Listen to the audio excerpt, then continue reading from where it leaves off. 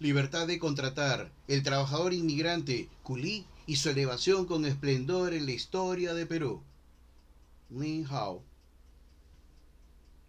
No suele ser extraño en la historia de la humanidad el abuso del hombre por el hombre desde el poder, en lo político, económico, religioso, entre otros. Nos referimos al atentado a la libertad y en particular a la libertad de contratar de las partes,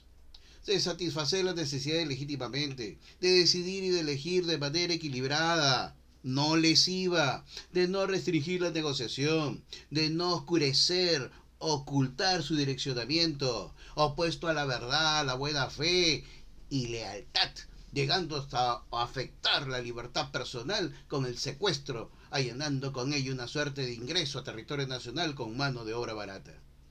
Es menester tener presente preliminarmente la llegada de algunos inmigrantes chinos, de valorar productos como la cerámica y sedas de origen chino desde tiempos del virreinato del Perú.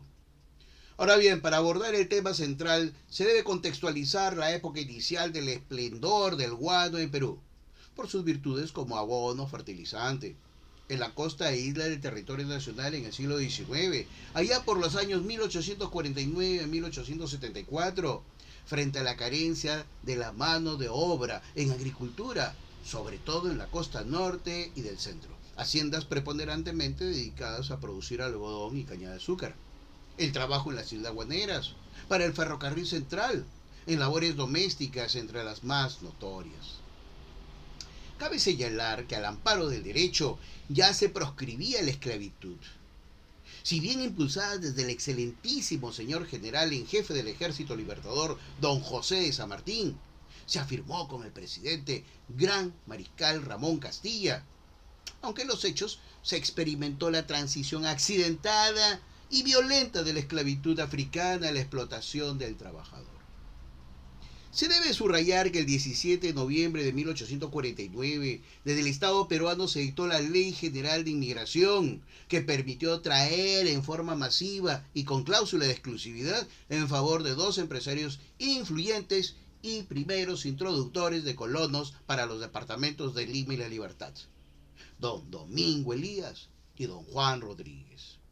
Así los llamados colonos extranjeros fueron de distintas nacionalidades, como irlandeses, alemanes, italianos, españoles y los de China en gran mayoría. De allí que se lo conociera como la ley china. Al respecto, el historiador peruano Jorge Basadre, en su obra Historia de la República del Perú, 1822-1933, al referirse a dicha ley, señaló: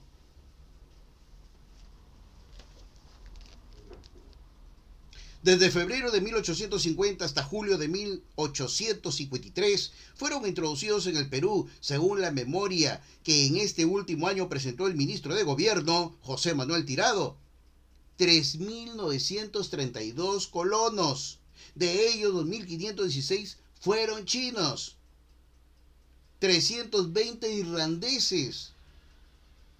y 1.096 alemanes. Debemos tener presente que la palabra culí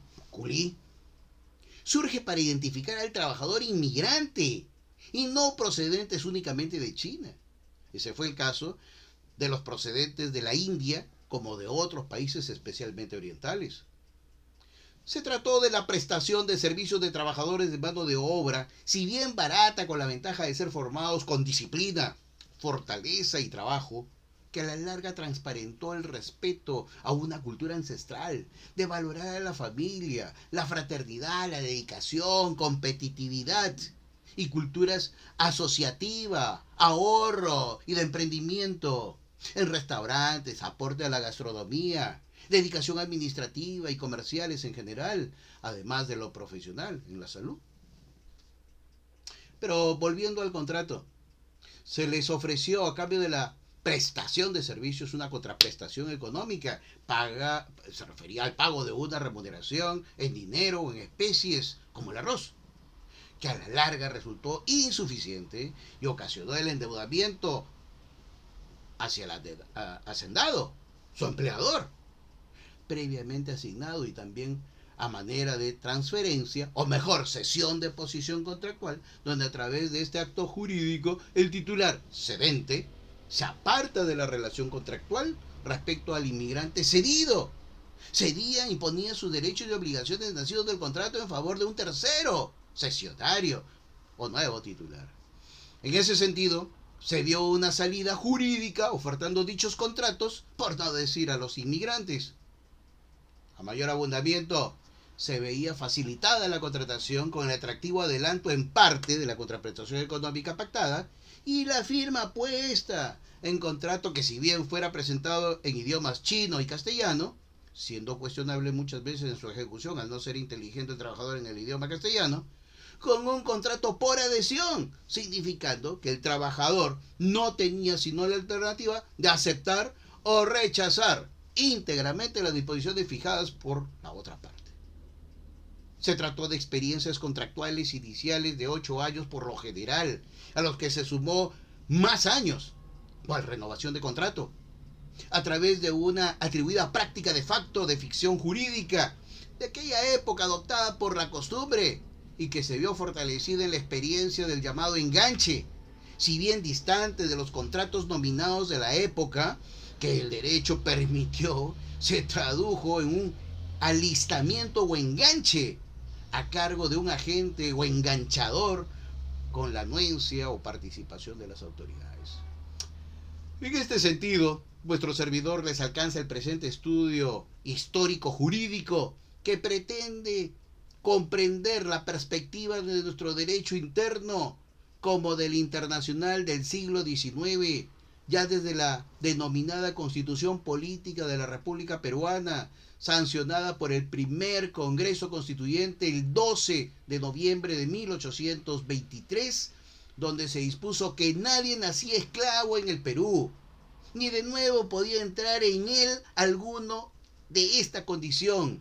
Incluso se señaló que quedaba abolido el comercio de hombres de raza negra, siendo que en ese mismo sentido se sucedieron las constituciones políticas del Estado, en las que se fueron afianzando las libertades y garantías individuales. Y lo propio sucedió en perspectiva jurídica internacional, al ser firmado el Tratado de Paz, Amistad, Comercio y Navegación en Tianjin, entre la República del Perú y el Imperio Chino, aprobado en octubre de 1874, con el que formalmente se ponía fin a tal situación, pero con ello disminuyó su llegada. Y mientras ello sucedía en Perú, en China se experimentaba precedentemente violencia con enfrentamientos étnicos, falta de trabajo, crecimiento poblacional, escasez de recursos naturales, que abismaron en una grave crisis social y económica que contribuyó a la fuga masiva de su territorio.